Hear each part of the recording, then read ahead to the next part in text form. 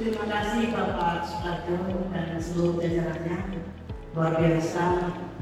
Kami rekomendasi kampusnya juga luar biasa. Yang kami dengarkan dari pidato Bapak Sukarjo tadi, merintis dari nol dan hari ini progresnya nyata luar biasa. Dan ini rekomendasi untuk anak kami bisa kuliah di sini Bapak. Terima kasih.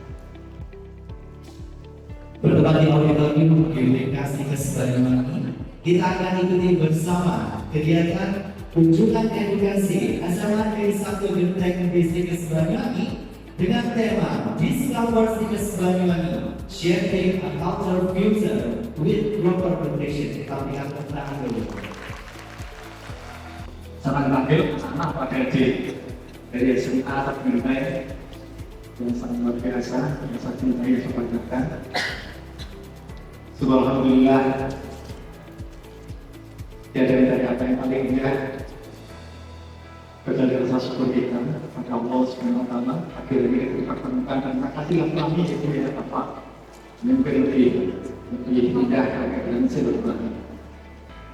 Karena silaturahmi waktu mengatakan karena siapa yang senang dengan silaturahmi maka akan menjaga hidupnya akan dewasa seperti insya Allah. Ya muqallibal qulub sarrif qulubana ala dinik, ya musarrifal qulub sarrif qulubana ala ta'atik. Rabbana zalamna anfusana wa in lam taghfir lana wa tarhamna lanakunanna minal khasirin. Rabbana atina fid dunya hasanah wa fil akhirati hasanah wa qina adzaban nar. Subhana rabbika rabbil izzati amma yasifun, wassalamun alal mursalin, walhamdulillahi rabbil alamin. Jadi ada beberapa cara supaya kita tahu supaya ini betulan progres atau tidak, atau mungkin saya mohon maaf tapi saya merasa jenuh. Kita ada beberapa macam seperti itu. Di sini obesitas itu bisa disebabkan oleh banyak hal. Bisa karena makanannya yang kurang apa? Kurang serat. Jadi makannya cukup tapi seratnya kurang. Kemudian bisa juga makannya cukup tapi saya kurang olahraga. Siapa yang setiap hari olahraga? Jogging 30 menit? Tidak ada. Mungkin kalau ini hanya dalam waktu membahas satu spot mentok. Betul ya. Mungkin dari sekarang nanti kita kasih trik gimana caranya aktivitas olahraganya biar seperti itu. Next. Nah, di sini yang seperti saya katakan tadi, Bapak Ibu mungkin ada yang merasa saya badannya besar, badan saya terlalu kecil, tapi yang dirasa itu belum tentu betul. Dan secara ilmiah di gizi kita kenalnya namanya body image atau kita tubuh. Next. Jadi terkadang tren yang kita lihat di sosial media, ada yang badannya seperti ini, bagus ya di tahun Spanyol, kemudian pahanya kecil, lengannya kecil, itu terpatri di dalam pikiran. Kalau kurus itu seperti A, kalau kurus itu seperti B. Ini namanya citra tubuh. Next, saya pernah melakukan penelitian Bapak Ibu dan adik-adik. Ternyata kalau untuk adik-adik remaja, secara sadar atau tidak, banyak ya salah mengartikan status gizinya. Ada yang contohnya di sini, status gizinya kurang, tapi dia merasa dia kurus. Ada yang status gizinya normal, tapi dia merasa dirinya kurus. Artinya sebenarnya dia normal, tapi kok saya terlalu kecil ya, kok saya terlalu besar ya, itu banyak. Jadi bisa kita lihat bahwa status gizi itu terkadang tidak sesuai dengan apa yang kita pilih. Di sini saya Binti Aziza, kelas 11 F2 jurusan hukum. Kenapa teman-teman saya yang kurus-kurus itu tetap dengan badannya yang segitu-gitu aja, sedangkan saya kayaknya betapa saja udah naik 1 kilo. Dan lalu bagaimana kita sebagai para remaja itu menerapkan program isi piringku, sedangkan mengingat bahwa di sekitar kita itu banyak sekali orang yang berjualan junk food seperti risol, lalu ada seblak seperti itu. Bagaimana kita menerapkan program banget sih kayak gitu.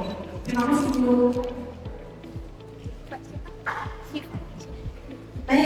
Ada satu hal yang perlu kita ingat. Tadi salah satu penyebab berat badan yang bisa naik atau bisa turun selain makanan adalah faktor aktivitas fisik atau olahraga. Dan yang kedua yang mau tidak mau ya, terima atau tidak, faktor genetik juga menjadi penting.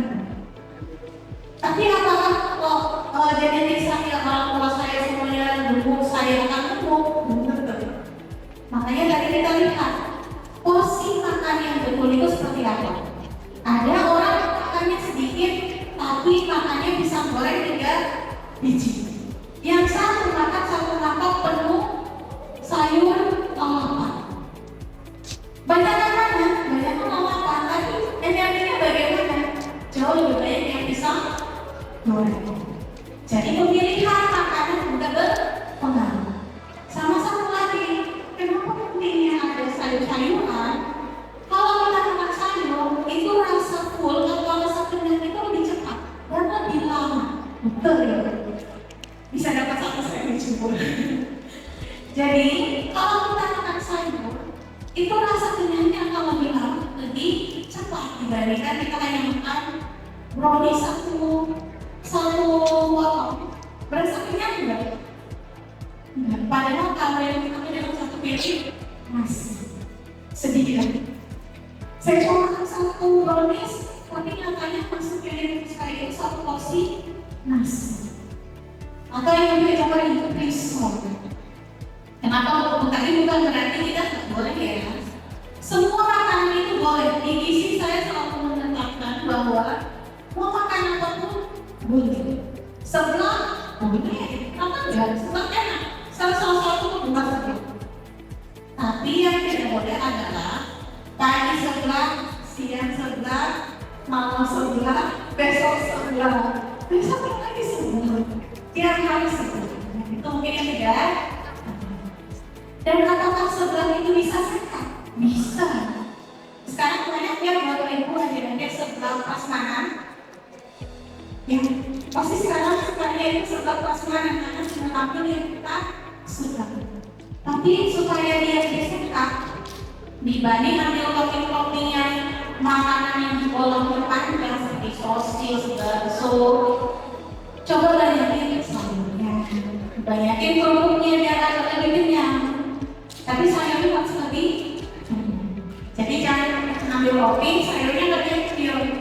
Mungkin salah, sebelahnya tidak salah, cara ambilnya juga yang salah. Jadi makanan itu tidak merasa manusianya yang salah atau berantakan. Jadi begitu selanjutnya tadi dari desa makan. Ada orang yang makannya, saya makannya sedikit kok, makannya cuma satu gorengan tempe, satu potong risol, satu potong brownies, sedikit. Satu teman saya makannya gado-gado. Kok berat badan saya naik? Bukan dari situ, tapi pemilihan makanannya yang kurang tepat. Jadi dari sekarang bisa dilirik-lirik apakah makanannya itu yang tinggi kalori, tinggi gula, tinggi lemak atau tidak. Pembuatan dari sandwich. Jadi mungkin teman-teman di sini mungkin pagi ribut mau mungkin waktunya nggak masalah, jadi mungkin sesi simple ini sangat mudah dan juga sangat berfungsi. Ya. Jadi yang pertama ini ada roti, jadi kita pilih yang roti gandum. Kenapa kita pilih roti gandum? Karena roti gandum ini dia lebih serat, jadi mudah kenyang. Oke, yang kedua,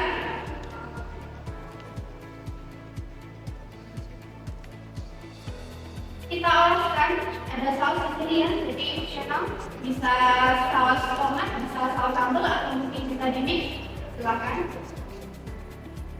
Nah biasanya kalau tidak ada rasa pedas, ada yang kurang, betul tidak? Jadi pakai saus pedas oke, nggak apa-apa. Atau mungkin bisa pakai mayonnaise sesuai dengan selera masing-masing. Tapi kalau diperhatikan porsi dan jangan terlalu banyak.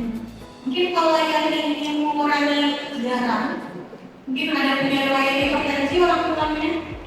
Kalau bisa mungkin sini kan enak sekali. Yang penting ada rasanya saja. Oke, jadi di sini kita juga ada sayurannya, ada ayam, ada tomat dan juga ada mungkin. Jadi untuk sayuran sendiri mungkin juga sesuai dengan selera atau mungkin bisa saja ayam saja atau tomat saja atau timun saja.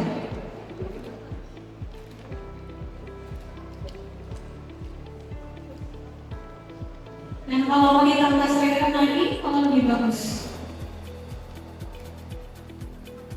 Kita tahu ya, kita packing di sini. Ini sangat simpel ya, jadi bisa dibuat di rumah masing-masing karena ini juga enak, lezat dan juga tinggi akan berfungsinya.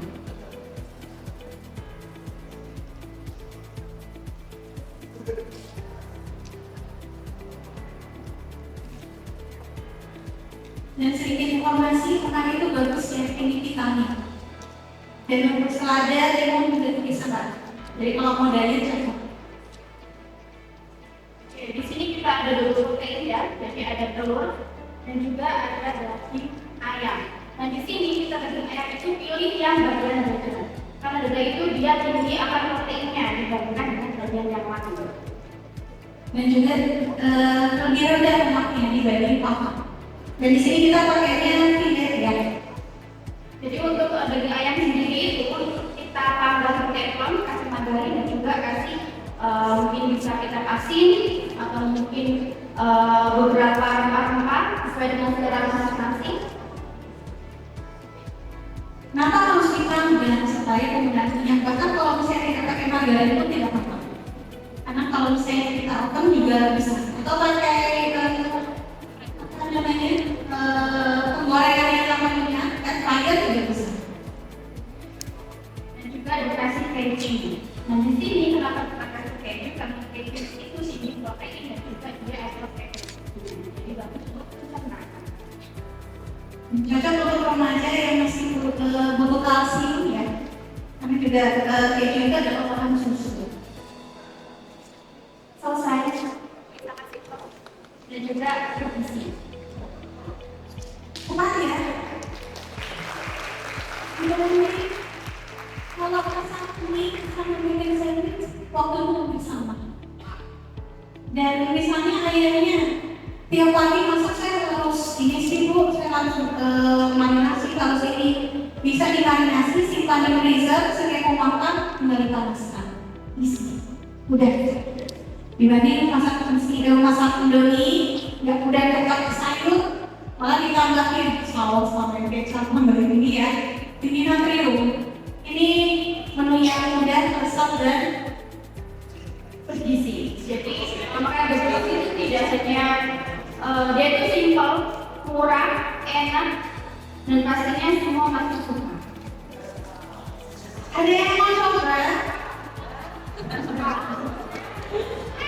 Tadi mbak yang bertanya mungkin bisa maju untuk ambil sama 5 orang lagi. Kalau sudah follow IG, isi dan IG stickers. Nanti kita akan ambil yang belakang ya. Oke ya, nanti silakan siapa orang tercepat ya yang Assalamualaikum warahmatullahi wabarakatuh. Selamat pagi dan selamat datang bagi kita semua. Kalau tes semangat nanti sudah diberikan jargon untuk SMA Negeri 1 Genteng. SMA Negeri 1 Genteng.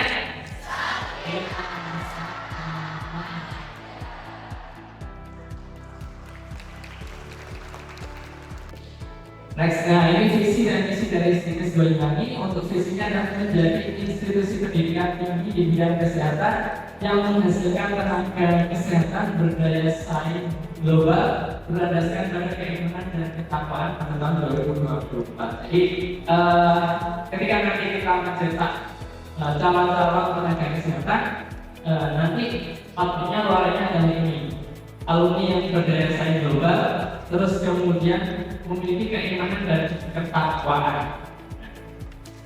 Lanjut next.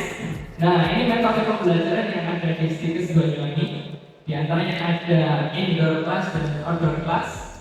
Terus kemudian ada praktik lahan Nanti ketika adik-adik sudah beberapa semester SD ke semester ini, mungkin semester kalau D3 itu biasanya semester 1 sudah praktek di lahan. Ini ada di rumah sakit, terus kemudian ada di klinik, ada di apotek, ada di puskesmas, terus kemudian ada di BPM, ini bisa dipraktekkan diri, terus kemudian ada di masyarakat desa. Kalau di kampus lain mungkin namanya KKN, kalau kita namanya adalah PKMB.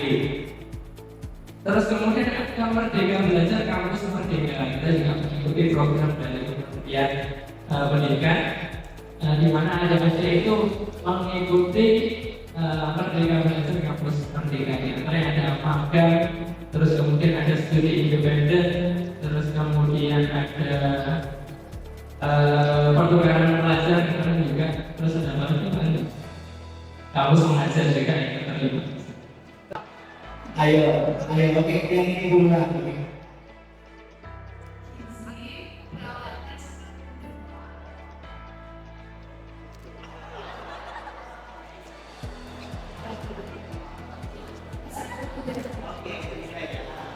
Next. Yang pertama profesi nurse, profesi kebidanan, profesi perawatan.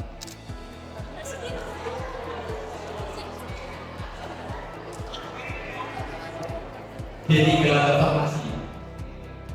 Ya, ini yang terakhir nih. Apa nih kira-kira yang masih? Yang masih apa ya?